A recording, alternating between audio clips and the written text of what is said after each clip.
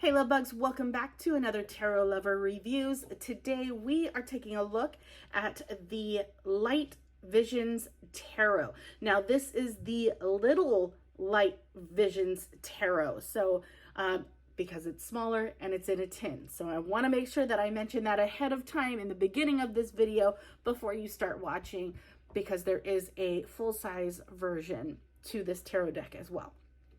So if you know this tarot deck or you did not know this tarot deck even existed, hopefully this review and the flip through that comes afterwards helps you to decide on whether or not this tarot deck is right for you. Now, if you want to go straight to the flip through, feel free to do so. Take a look down at my description though. I break down all of the suits into chapters to make it easier for you to locate where you would like to start in the flip through. But right now, we're going to talk about the packaging. We're going to talk about the guidebook, and we are going to talk about the cards, cardstock, card imagery, naming conventions, texture, the thickness, all the things. So if you're interested in the details, stick around. If not, feel free to head on over to the flip through. But first things first, let's go ahead and take a look at the packaging. So as I had shown, this is what the front of the tin looks like, and these are the sides and the back here. Now you'll kind of get a glimpse of exactly what you could expect with this particular tarot deck in the back of the box. Now, I have done the review on the Prisma Visions Tarot, and the Prisma Vision Tarot is based off of the Light Visions Tarot. So the differences, and you can definitely look at my video to take a look at the Prisma Visions version compared to the Light Visions version to see the differences. But I mean, it's pretty noticeable, especially when you look at the backs of both boxes and the boxes themselves. You can get an idea of what you can expect within that tarot deck. So again, this is kind of like the first version before the Prisma Visions. So the box opens like so. And what I like about the tin is that it's not like this on the inside. As you can see, it is lined with, I can kind of pull it out a bit. I think I accidentally did that. But you can see there's like a really thin foam liner that lines the inside of the box. And then there's a felt bottom to really protect your cards, and I appreciate that. I do have another tarot deck that is in a tin, and it's not like this. So it's nice to know that my deck will be okay in this tin box, especially with it banging up against, metal the majority of the time. So that is the box. Now let's go ahead and take a look at the guidebook. Now, because this is the little version of the Light Visions Tarot, the guidebook is different compared to the original, the original tarot deck, the full-sized tarot deck. So in this version of the tarot deck, you get a little pamphlet that opens up to give you what you need. So it will list out all the cards, and then it will give you just keywords for each of the cards. It does not go into depth like it would within the original version. So I like how they've really simplified the little version of the tarot deck by giving you a pretty simple guidebook. But if you're someone who prefers to have more meaning behind each of the cards, then the original version, the full-size version, may be something that's more up your alley. So that is really the guidebook. Now, I did not show you, this is what the back of the guidebook looks like. And I know on their website, they have a handkerchief that has this design as well. So that's always an option. And I like that.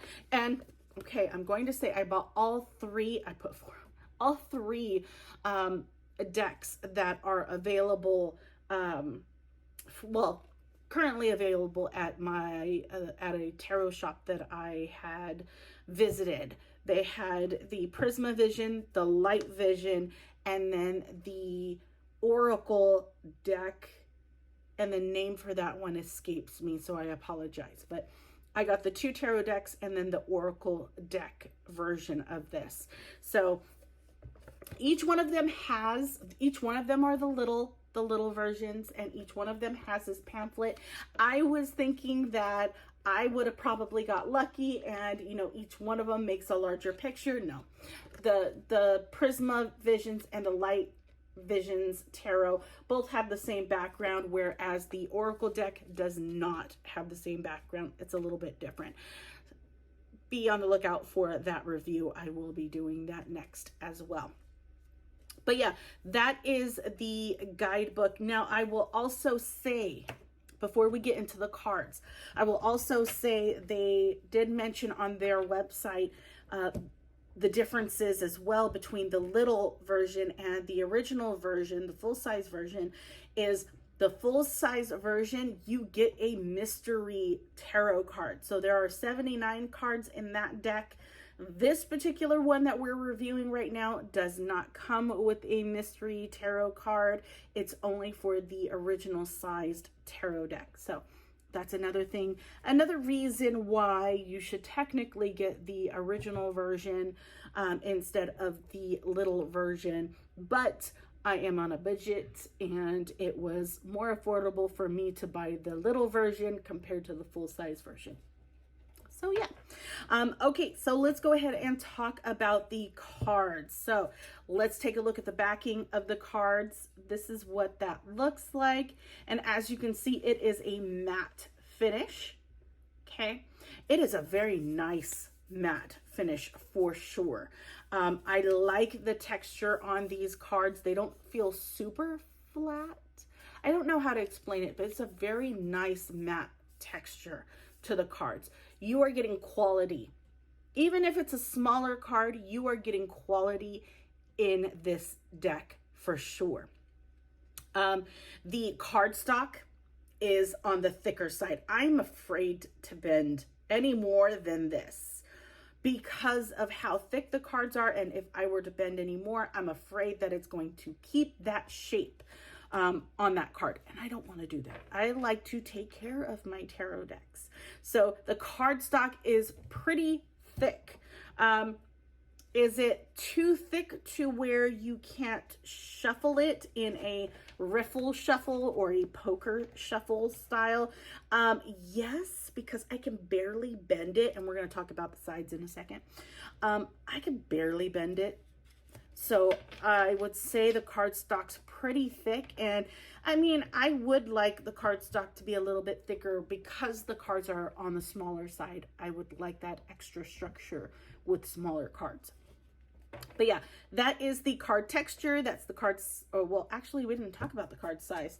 Card size is super tiny, super little. Here is a comparison to a standard Rider-Waite-Smith tarot card, so you get an idea of exactly how small this card is. You can fit, I mean, it's pretty small. My fingers can grasp almost all the way around, so it's a pretty small deck.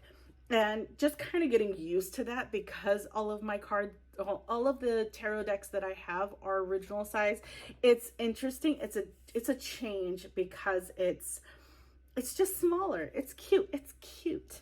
Okay, so let's talk about the edges. So this is what the edges look like on this particular tarot deck. And I believe the Prisma Visions, oh, just so you guys see, this is the Prisma Visions. This is the Light Visions Tarot. For the Prisma Visions, do we have? Yeah.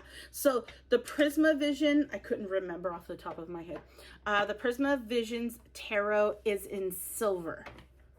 This is silver, whereas the Light Visions is gold. And then I believe the Oracle deck is in gold as well, or not gold, silver as well. I'd have to check, but again, take a look at that video when I post it up. Anyways, so that is that. Let's talk about the imagery and the naming convention. So first we're going to start with the naming conventions, and then we'll get into the imagery.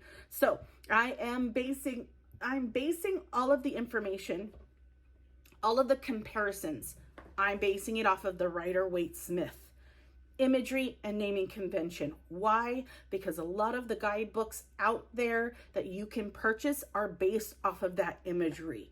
A lot of the tarot decks that you will find out there in the market is largely inspired by the Rider-Waite-Smith tarot deck. A lot of the newer tarot readers out there start off with a Rider-Waite-Smith tarot deck.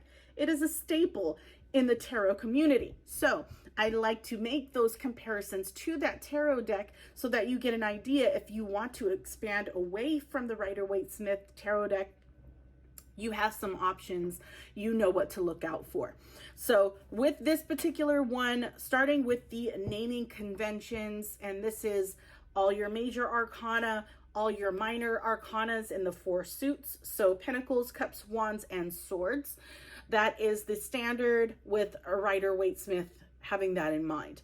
With this tarot deck, majors are all the same naming. The minors, the only difference with the suits is that the cups are not cups, they are chalices. Everything else is the same: cups, wands, and swords. And then you have chalices for cups. So, did I say cups in the beginning? Pentacles, wands, swords, cups for chalices. There we go. So that is the difference with the naming convention. Imagery. Let's talk about the imagery. Imagery on this one is not like the Rider-Waite-Smith tarot. You get some indication of it, some bits and pieces of it, but for the most part, the imagery is different. And the reason behind that is because of the way that they've structured the imagery within, especially the minor arcana. What I'm talking about is they made a panoramic view, and you will see this at the end of this whole review. At the very end, after you see all the cards, I will put all of the cards next to each other so you can see a panoramic view of each suit, because they tell a story from start to finish. You see each card connects to the next card, to the next card, and it just makes a beautiful picture. And I love this idea, and I'm just surprised that no other tarot creators have done something like this, because it's such a cool way to be able to remember the cards and what they stand for and what the next card is after that one or before it. So it definitely helps with the memorization of each card when you're especially learning tarot. The imagery, again, like I said, does not follow the standard Rider-Waite Smith imagery. The illustrator, his name's James R. Eads. I'm going to show that right here, down here. That's them. So they have a very unique art style. And I think there's a lot going on in each card. And with the Prisma Visions Tarot that I just did a review on, that definitely, when you look at it and you see it in color, it definitely gives off like a lot to look at. Because this particular deck is not in color, it's in like a sepia color. You don't get, tons of different colors in different places where your eyes are going in 50 million directions. Instead, I almost feel like your eyes go exactly to where it's meant to go. You're getting a visual overload, but you're not getting a visual overload. Like, it's not a color overload you're getting. It's just a visual of that picture. So I find this particular tarot deck, I was hesitant to pick this one up only because it did not have color. And I feel like color just helps to make things make sense in a way. But now kind of going through each of the cards and really looking at them, I feel like this will help to focus your eyes on exactly where it needs to go on that card. So I don't see the lack of color being a weakness. I see it as a strength. I really do, seriously. So yeah, the majors, I will say, all come in a border, whereas the minors do not, because the minors make the panoramic picture. The majors do not. But yeah, I'm trying to think if there's anything else that I want to point out. Not really. So yeah, I'll just leave it at that. But if you have any questions, let me know. If you found this review helpful in some way, leave me a like, and check out my other videos on my channel. If you find anything that I have not reviewed yet, leave me a comment down below. Let me know so I can go ahead and look into that. But yeah, without further ado, here is the flip through, followed by the panoramic view of all of the cards in the Minor Arcana. So be sure to check that out as well. But yeah, enjoy.